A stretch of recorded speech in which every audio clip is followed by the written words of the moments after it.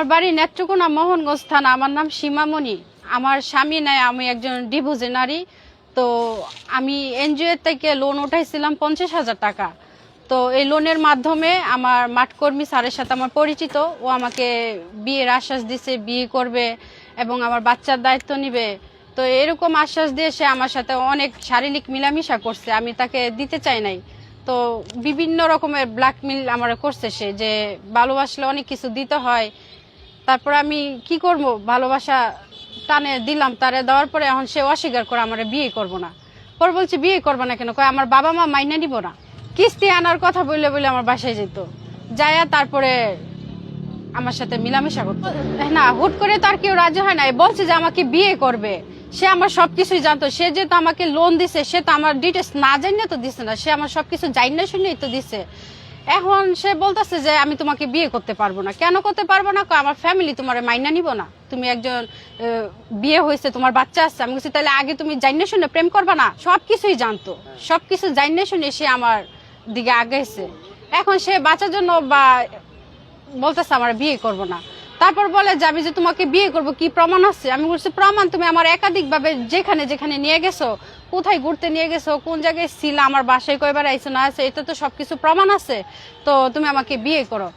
পরে তার ফ্যামিলি আসছে মোহনগঞ্জ, আইসা তারে নিয়ে গেছে গা রাত্রে 2টা বাজে অফিস থেকে ম্যানেজারে উনারে বুঝাই দিছে। পরে উনার ফ্যামিলি উনারে নিয়ে গেছে। নিয়ে যাওয়ার পরে আমি আবার ম্যানেজার স্যারের ফোন দিছি যে মশিউরে কোথায়। বলে যে ওর বাবা মা এসে ওরে নিয়ে গেছে গা। তো নিয়ে গেছে গা, ভালো কথা। পরের দিন সকালবেলা ভোরে আমি ফুলবাড়িয়াতে যাই, মাইমাসিং ফুলবাড়িয়াতে যাই। যাওয়ার পরে ওর বোন জামাই আমারে ফোন দিছে। ওর বোন জামাই ফোন দিয়ে আমার কইতাছে যে মশিউরে কোথায়। আচ্ছা মশিউরে কোথায়? আপনারা এসে নিয়ে গেছেন, মশিউরে তো আপনাদের কাছে আছে, আমার কাছে তো না। কয় না মশিউরের তো পাইতাছে না। আমি কাছে পাইতাছেন না, মিথ্যা কথা বললেন না। এর কিছুক্ষণ পরে মশিউরে আমারে কল দিছে, বলতেছে যে তুমি কই? আমি কাছে আমি ফুলবাড়ি, আমি তোমার বাড়িতে আসতেছি, তুমি আমার বিয়ে করতে হইব। কয় আচ্ছা আচ্ছা ঠিক আছে, সরাসরি আমার বাড়িতে ওইটা না, এতে আমার মান সম্মান ক্ষতি হবে। তাহলে আমার এক বোন জামাই যাইতেছে, তুমি ওনার সাথে ওনার বাসায় যাও, পরে ওই বাসাতে তোমার বিয়ে করে আমি নিয়ে আসবো আমাদের বাসায়। তো ওর বোন জামাইয়ের সাথে ওই বাসায় গেছি। যাওয়ার পরে আমি আর আমার এক মামাতো ভাই ছিল জহিরুল ইসলাম, তো দুজনরে আটকাইছে রুমের ভিতরে। আটকায়া আমাদের কাছ থেকে স্টাম্প নিছে, কইতাছে যে তুমি মশিউরের যত ভিডিও ফুটেজ আছে, ছবি টবি সবকিছু ডিলিট করে দিবা, ওর সাথে কোনো যোগাযোগ করতে পারবা না। হ্যাঁ, আর যদি আমাদের বিরুদ্ধে যায় যদি কথা বলো, তাহলে তোমাদেরকে মাদক দিয়ে ধরাই দিব 2 ভাই বোনরে। তখন যেহেতু আমরা এক জায়গা থেকে আরেক জায়গায় গেছি, একটা ভয় তো আতঙ্ক থাকতেই পারে। তারপরে ওনাদের প্রস্তাবে রাজি হইয়া ইসলামে সিগনেচার দিয়ে কোনো রকম ঘর থেকে বের হয়েছি। বের হওয়ার পরে সরাসরি নেত্রকোনা চলে আসি। নেত্রকোনা আইসে একজন উকিলের সাথে কথা বলছি, উকিলের পরামর্শ নিচ্ছি, উকিলের সব ডিটেলস দেখাইছি। পরে উকিলে বলছে যে একটা মামলা করো। তারপর আমি মামলা করছি। মামলা করার পরে যখন আদালতে মামলা দায়ের করা হয়, তখন ম্যাজিস্ট্রেটে যথেষ্ট পরিমাণ মানে দেখানো হয়েছে, তাদেরকে প্রমাণ দেখানো হয়েছে। আপোষ বলতেই তো বিয়ের প্রলোভন দেখাই তো সে আমার সাথে করছে। এখন যেহেতু বিয়ে করতেছে না, তাহলে তো এটা ধর্ষণের শিকারই আমি, তাই না? একাধিকবার অনেকবার করছে। আমার বাসায় করছে অনেকবার, কিস্তি চলে আমার বাসায় গেছে। তারপরে মাইমাসিং তাজমহল রোড, ওখানে গাঙ্গিনাপার না কি জানি বলো, ওখানে হোটেল আছে, ওখানে নিয়ে গেছে 3-4 বার।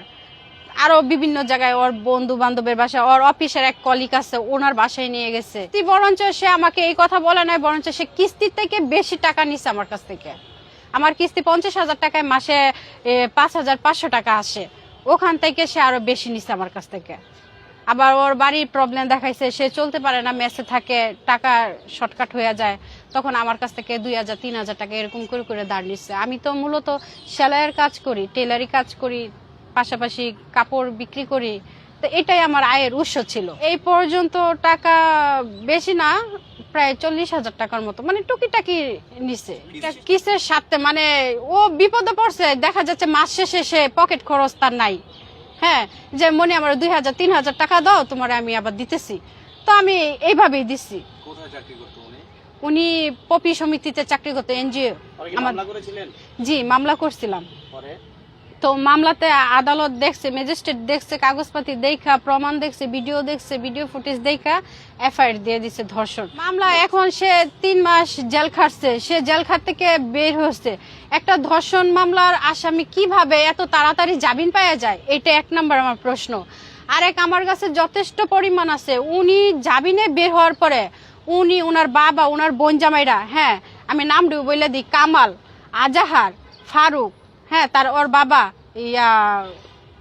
শহীদ মাস্টার, ওনারা আমার আপোষ মীমাংসার কথা কইয়া ওনাদের বাড়িতে নিছে, নিয়ে আমার রাস্তায় গুলচত্বরের মধ্যে আমার ধৈর্য পিটানি দিছে, মারছে। তারপর ওখানকার পাবলিক আমার মাইমাসিং সদর হসপিটালে নিয়ে ভর্তি করছে। করার পর আমি মাইমাসিং সদর হসপিটাল 3 দিন ভর্তি ছিলাম। ওখান থেকে আইসা তারপর আমি অভিযোগ করছি।